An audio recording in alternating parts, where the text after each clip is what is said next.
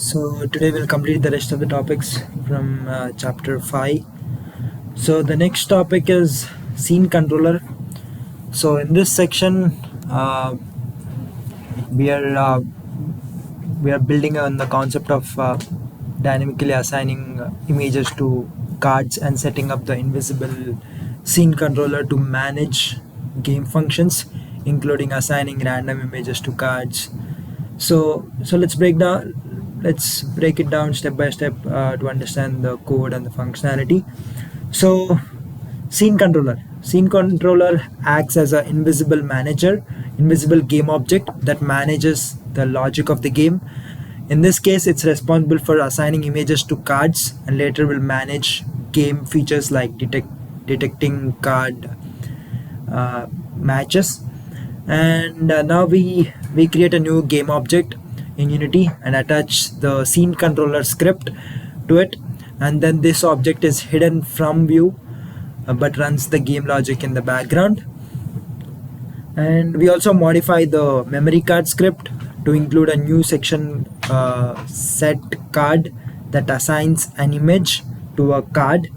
So the function takes in two parameters, id and sprite image. Id is for later checking if two cards match, and sprite image is the actual image of the card. So in the memory card code, we have a id. Id, this variable is stores the card's id, and we have a set card. So set card, this method assigns the card id and image, which is a sprite, to the card, which will be called from the scene controller. And now we go to the scene controller script. So where the main logic resides. So we have a original card. So the original card template from which other cards will be cloned, and we have images. This is an array of sprites, which is a card images. We store multiple card images in this array, and we have a start method. So in start method, we have a random dot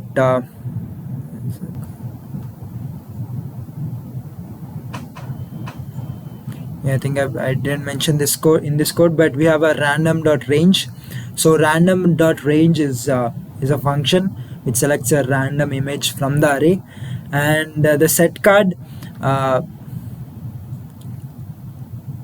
basically the set card method is called to assign a random image to the card.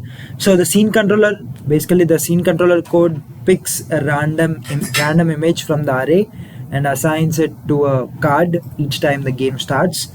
And then we also introduced card IDs in the code, so that later we can compare cards when we check for matches. And once the code is in place, that when you drag the original card object into the scene controller's inspector variable and set the array length to 4 in the images array, and drag the individual card images into the slots to assign them. So basically the memory card script holds information about the card, including its ID and image, and exposes a public method, which is a set card, to update this info. And we have a scene controller script. Basically this script randomly selects and assigns card images by calling the set card method on each card. So what happens in the game, when the game runs, a card gets a random image assigned to it. Each time you restart the game, a new image may appear due to random selection process. Will move towards Next, we'll move towards creating a full grid of cards and managing how they interact and reveal upon being clicked.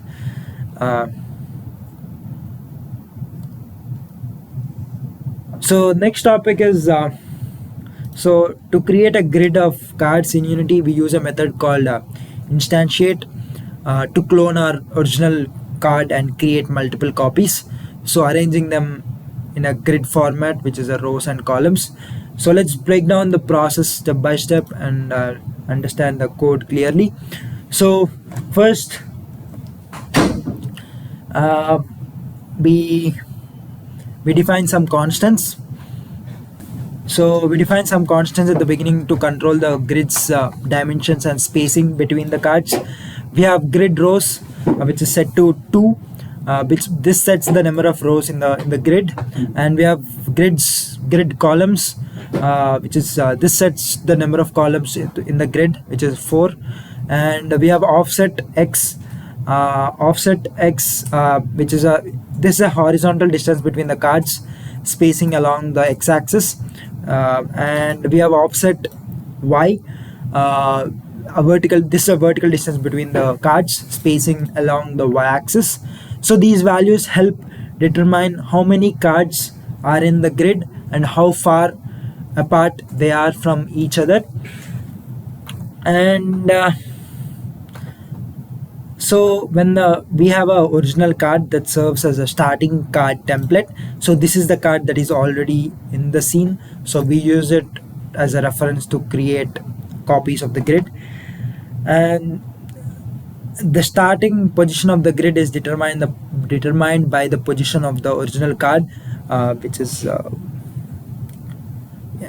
this one. So this line of code, this position is stored as a reference point for placing other cards in the grid. And we also have two nested loops to create and position the cards. We have the outer loop. Outer loop is for runs through the columns, which is a grid columns, and the inner loop runs through the rows, which is a grid rows. And so for each loop iteration, a new card is created and positioned in the grid. So for the very first card, the one already placed in the scene, we use if else statement.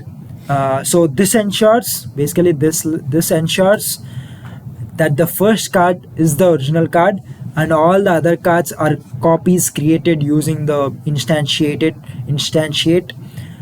function. We only clone the card when I and j are both 0, so avoiding duplication of the original card.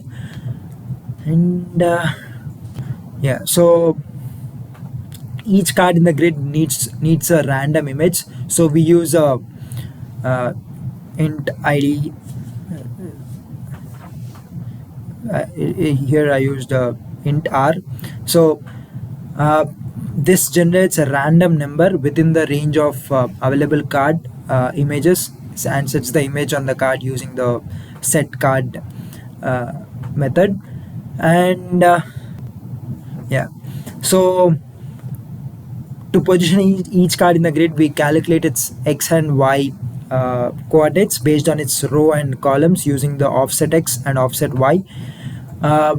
So basically this is done by these 3 lines of code. So basically we use nested loops to create and arrange a grid of loops, and the first card is the original card in the scene, while others are clones created with instantiate, and each card is assigned a random image from the sprite array using the set card, and the cards are positioned in the grid using calculated offsets based on their position in the rows and the columns. So that's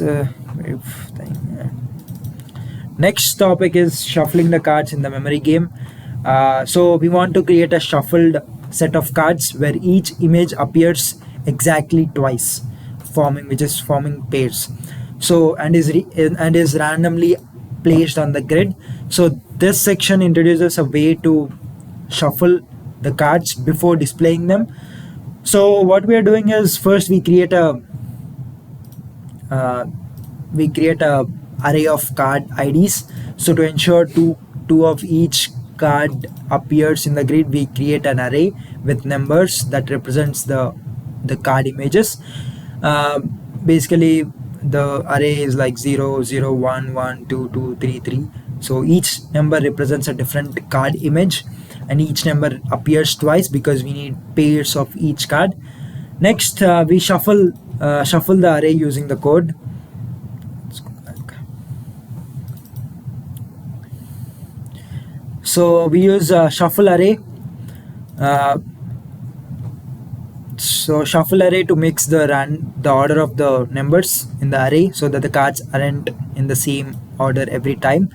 So this method is also uses a well-known technique called Knut shuffle, which is also called as Fisher-Yates shuffle. It works by randomly swapping elements in the array to create a shuffled order.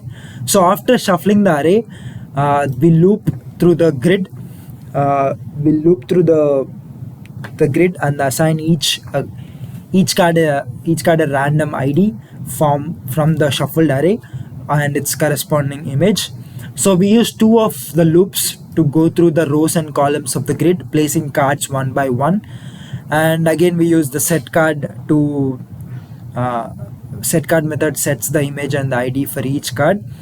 So the code calculates each card's position based on its row and column in the grid so that they are placed spaced out correctly. So we have a array of ID cards. So this is an array. The array int numbers 0 0 1 1 2 2 3 3 is creates a pairs of cards, two for each card ID. These IDs will be used to set the images on the cards. And then we use a shuffle array. The method shuffle array randomly mixes the positions of the card IDs in the array, so the cards are placed in random locations each time the game starts. So basically how it works is we start with a copy of the original array, which is a new array, and we loop through each element picking a random index and swapping the current element with the randomly chosen one. So this effectively shuffles the entire array. Once the array is shuffled, we use two for loops, which is a nested, to position each card in the grid, and the set card method assigns the card ID and the corresponding image to each card. So some of the key points is instantiate basically creates a new card object for every position in the grid, and the set card method assigns the card ID and sets the card's image to the correct sprite, and the position of each card is calculated using its row and column, ensuring each card is placed in the correct spot on the grid. So when you run the game, the card will now be shuffled and displayed in the grid. So each card will have an image that appears exactly twice, and the positions of the cards will be different each time you play the game. So in this section we discussed about creating a grid of 8 cards using array of card IDs, ensuring 2 of each card image appears in the grid, and the array is shuffled using an algorithm. So the cards are randomly placed, and we use the set card method to assign the shuffled card ID and the correct image to each card, and the cards are positioned in the grid using calculated X and Y coordinates. So this ensures that the memory card grid is well organized and randomized for each game session. So that's about shuffling. Next is making and scoring matches. So in a memory game, in the previous steps we set up the memory game so that you can reveal cards when clicked. So now we'll build on that by making the game check for matches and scoring the player. So first, in the memory game, when 2 cards are revealed, we need to check if they match. If they do, the player scores. If not, the cards are hidden again. So to achieve this, the scene controller must track the revealed cards and manage whether a match card has been made. So we'll start by modifying the scene controller to keep track of two revealed cards. So the scene controller will also control whether the player can click to reveal a new card based on whether two cards are already revealed. So we have two private variables. We declare two private variables in the scene controller to store first and second revealed cards. And we also have a can reveal property. So that property is basically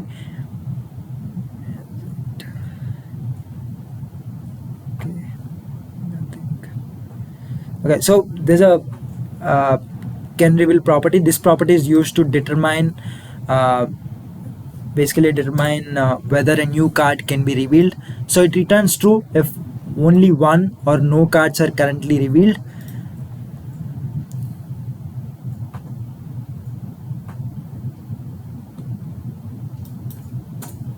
Yeah, this one.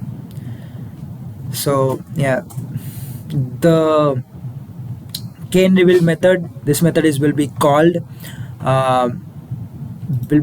when a card is clicked. It will later be used to check if the revealed cards match.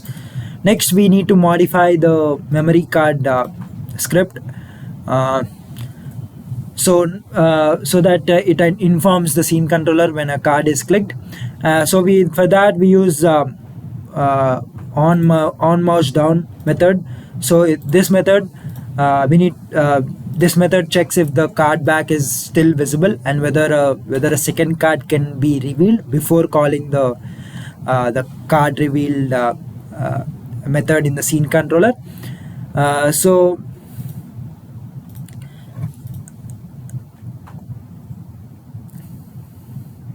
And we have a unreveal method. So in the unreveal method, this method will be called later to hide the card back if there is no match. And now let's go back to the card revealed. So in the card revealed, we'll modify the card revealed method in the scene controller to track which cards have been revealed and compare them. So we have first and second cards. We store the first revealed card and then store the second one. So we have a comparing IDs. So when a second card is revealed, the code compares the ID of the two revealed cards to determine if they match. So this comparison is printed in the console using the debug.log. I didn't mention in this code, but you can use it. So basically, we have a first revealed and second revealed card variables. These variables store the two cards the player clicks, and the game first checks if a card is already revealed. If the first is empty, it stores the clicked card in first revealed. If not, it stores the second card in the second revealed. And we have ID matching. So the game compares the IDs of two revealed cards. If they match, they remain face up. If not, the cards will be hidden again, which is handled in the next step. So in the next phase, we'll discuss about the code to respond when there's a match or when the cards don't match by hiding them again, if necessary, and keeping track of player score.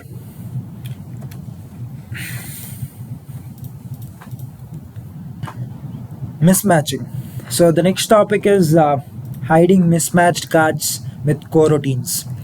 So let's break down the steps by hiding mismatched cards, tracking the score, and displaying it on the screen in a way that's easy to follow, and also cover the code clearly so that you can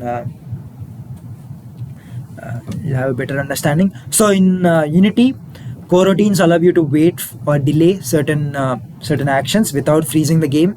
So for our memory game, we want to wait briefly before hiding mismatched cards to give the player time to see the two cards. So when two cards are revealed, we check if they match. So if they don't, the game waits for 0.5 seconds before flipping the cards back over. So let's see how the coroutines work. So coroutines, we have a check match. So check match is a coroutine, which means it can pause for a certain amount of time without freezing the game. If two revealed cards match, we immediately increase the score by score score plus plus. So and display a message in the console using the debug.log if you want to. And if the cards don't match, the game waits for 0.5 seconds using yield return, this line of code. So using yield return new wait for seconds 0.5 before flipping the cards back by calling the unreveal on each card. So finally we reset the first revealed and second revealed use variables to null, so the player can reveal more cards. And tracking the score, so every time the player makes a match, we need to keep track of their score. So we use a simple integer variable called score to current score. When a match happens, the score is increased by 1. So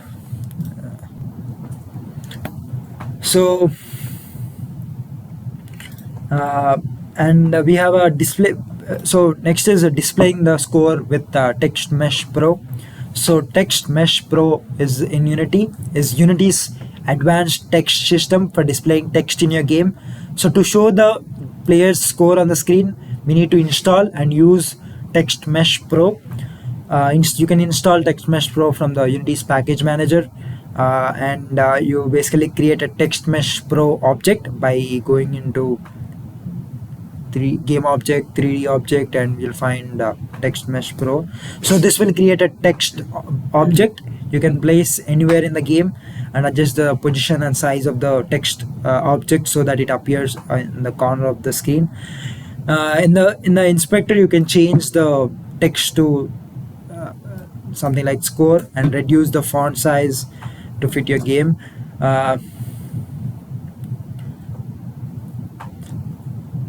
Let's go back. So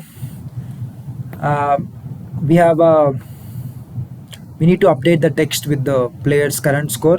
For that, we have a tmp text. Is a component used by Text Mesh Pro to display text in the Unity. So we create a variable called score label to reference the text object when the score is displayed, and the line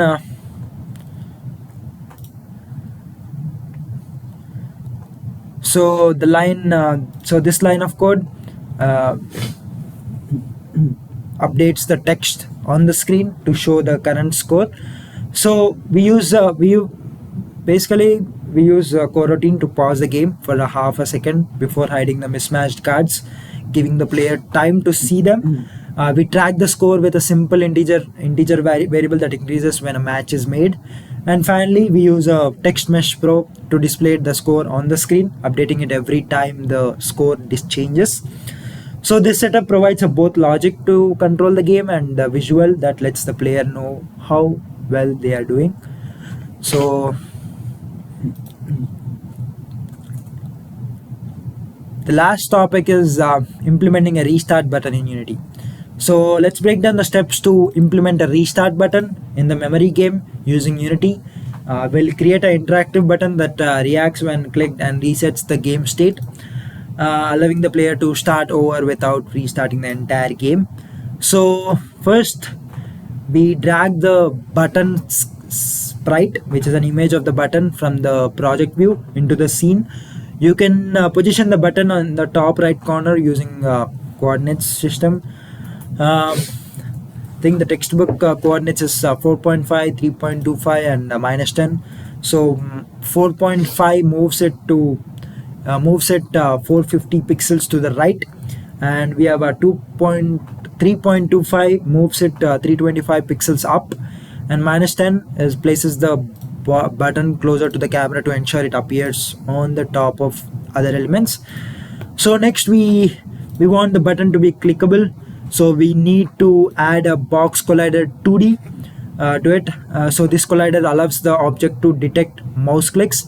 You can do this by selecting the button object and then going to add component physics 2D, and you'll find a box collider 2D, and then we create a UI button script. So we'll create a script to something called UI button to make the button interactive. So this script will change the button's appearance when a mouse hovers over it and or clicks it.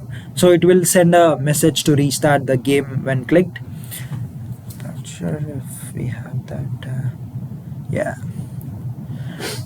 So this is your UI button script. We have on mouse enter. Yeah. So this function is triggered when a mouse cursor moves over the button. It changes the button's color to indicate that it's active. Like for example, it can be highlighted in Kian. We have a on mouse exit.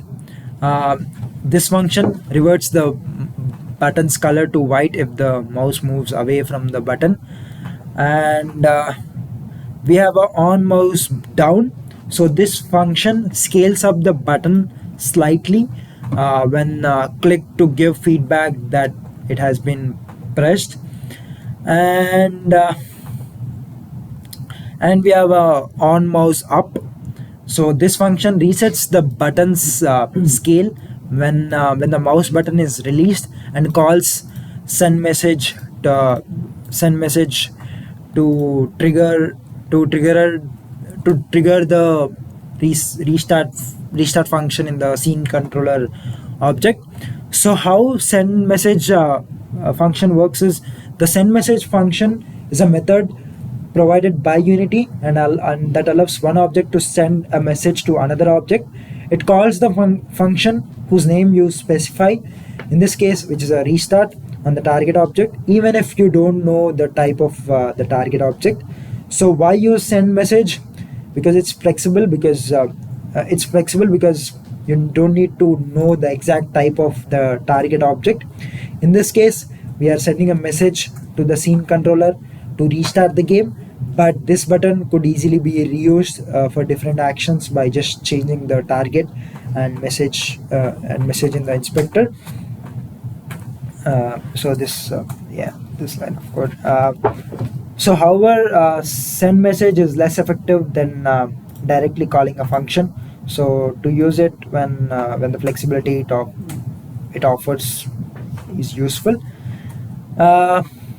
So in the inspector, you'll now see the UI button script with a few fields, which is a target object. This is where you drag the scene controller object, which controls the game logic, and the target message. Enter the name of the function to be called which is the restart in this case. And we have a highlight color. You can set the highlight color for the button when the mouse hovers over it. The default color is cane, but you can choose any color. And then final step is to create a restart function. So in the scene controller script, so this function will reset the game state. So will reset the game state so the player can start over without quitting the game. So the UI but component will call this function when the button is clicked. So this line of code. So after setting everything up, when you click the button during gameplay, the restart function will be called and the game will reset. So finally, when you play the game in the Unity editor, when you hover over the button, it changes the color. Clicking it makes it scales up, and when released, it sends a message to the scene controller to restart the game. If the restart function isn't implemented yet, you'll see an error in the console. But once it's added, the game will reset properly. So the this approach uses Unity's built-in mouse event and the send message function to create an interactive button that restarts the game and provides a user-friendly way to control the game. So in this button, in this example, the start is my restart button. So that's the end of this chapter.